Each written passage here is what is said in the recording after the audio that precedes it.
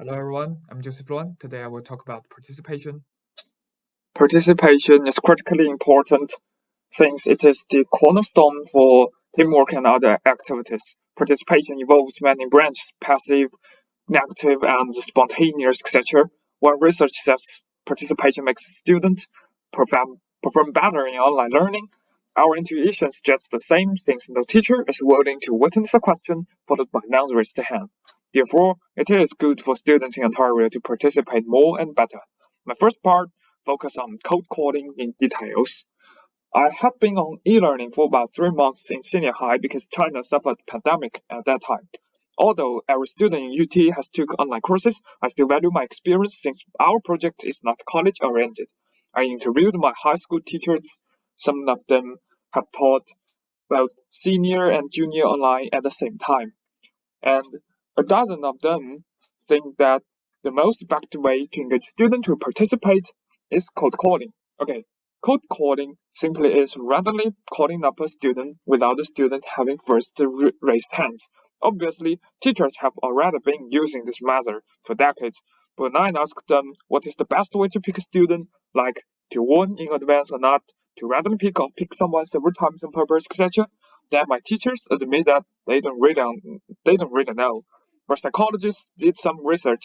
According to a study, students have a more positive view when warned in advance that they may be called upon at any time.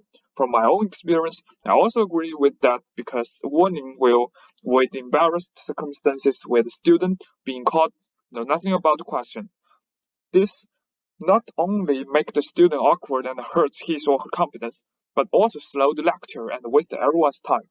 Frankly speaking, I still remember how horribly time-consuming that circumstances are. Thus, I advise all teachers in Ontario to warn their students in advance when they use code calling. My second part is to help those students who speak English as second language. We use ESL to represent English as second language. In Ontario, there are plenty of ESL students. We often assume they have more trouble with participation, and research support that too. Some research found that ESL students do not prefer active participation during lectures. One reason is that student participation is closely observed by their classmates, and the surrounding classmates' silent feedback from many vivid ways, including ridiculing, mocking facial expressions, and whispering, etc., decrease participation a lot.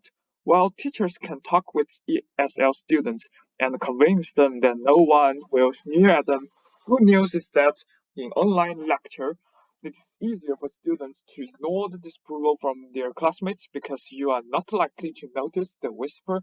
Even every student is asked to open their camera. That is good, but it is not good enough. Even though I will not see classmates' responses as an ESL student, I still doubt someone will make fun of my accent behind screens, and I fear that reluctant feeling. Maybe teachers can change their strategy. For ESL students to para participate may be a good start.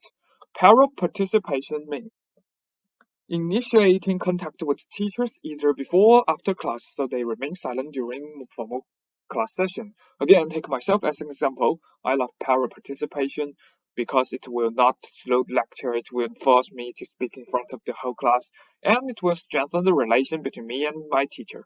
As a conclusion, I suggest teachers providing more para participation chances to students, especially ESL students. Teacher can be involved in some groups in social media with students together, and it should be easy for students to access their teacher privately. Another advice is to extend the break between two lectures. This can provide students with more time to ask questions. At least it is super useful for me.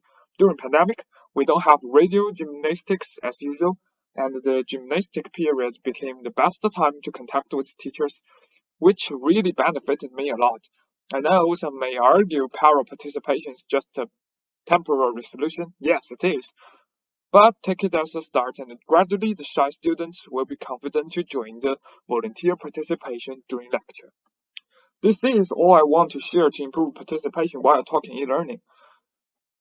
But participation is a foundation for more practical activity like collaboration. What's more, in many situations, participation can be recognized as the willingness to cooperate.